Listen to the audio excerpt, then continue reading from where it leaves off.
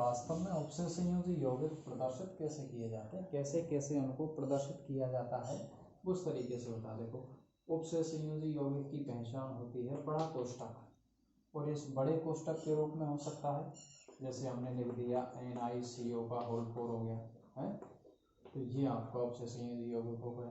तो उपसे संयोजी यौगिक एक इस तरीके से बड़े कोष्ठक के अंदर होता है।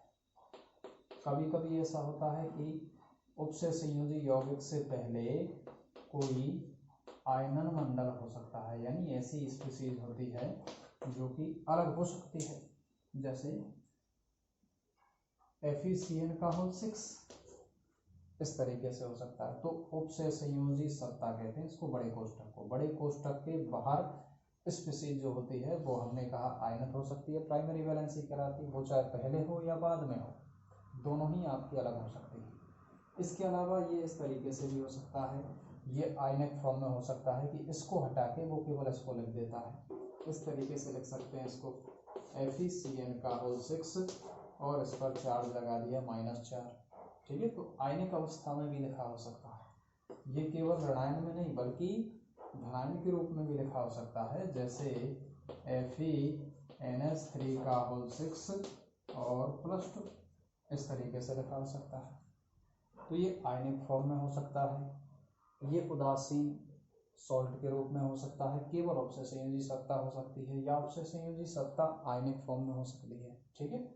इसके अलावा क्या होता है कि उपसे संयोजी यौगिकों में कुछ लिगेंड सेतु बंधित लिगेंड होते हैं, उनके रूप में भी हो सकते हैं, जैसे यहाँ लिख दिया हमने NH3 का होल 4 और ये CO, ठीक है, और यहाँ लिख दिया हमने NH2 जो सेतु बंध का काम कर रहा है, OH, ठीक है, और यहाँ पर हमने लिख दिया साहब CO, ये इस तरीके से सेतु बंध से जुड़ा हुआ है, और CN का होल 4 इस तरीके से भी लिखा हो सकता है बड़े कोष्ठक के अंदर, ठीक है। इनके अलावा और इसमें कोई खास बात नहीं है, उपसे संयोजी यौगिकों को मुख्य रूप से इसी प्रकार से रिप्रेजेंट किया जाता है। बड़ा कोष्ठक होना बहुत जरूरी है। अब बड़े कोष्ठक आयनिक फॉर्म में हो सकते हैं, बड़े कोष्ठक से पहले कोई चीज़ हो सकती है, बाद में हो सकती है, जैसे एग्जांपल हमने लिया FeNH3 का होल 6 और यहाँ लिख दिया साहब Cl2, इस फॉर्म में भी हो सकता है, यानी ये वाला पार्ट जो अलग हो जाता है वो बाहर अलग वाला हो सकता है, यानी आगे वाला हो सकता है, पीछे वाला भी हो सकता है। इस तरीके से हमारे पास उपसे संयोजी यौगिक प्रदर्शित किए जाते हैं। अब बात देखते हैं कि इनमें क्या क्या चीज़ें होती हैं। जैसे अगर हम बात करें तो सबसे पहली बात होती है उपसे संयोजी यौगिक में बड़ा कोष्ठक। इस बड़े कोष्ठक के अंदर जो चीज़ होती है इसको हम कहते हैं उपसह संयोजी सत्ता, कोऑर्डिनेशन एंटाइटी, ठीक है। इसके अलावा बताएंगे, इनको एक एक को डिफाइन करेंगे। उपसह संयोजी सत्ता बड़े कोष्ठक को कहते हैं, चाहे बड़े कोष्ठक में ये पूरा हो तब भी उपसह संयोजी सत्ता कहलाएगी, या आयनिक फॉर्म में होगा तब भी उपसह संयोजी सत्ता कहलाएगी, ठीक है। और ये अगर इस फॉर्म में होगा तब भी उपसह संयोजी सत्ता कहलाएगी, ठीक है।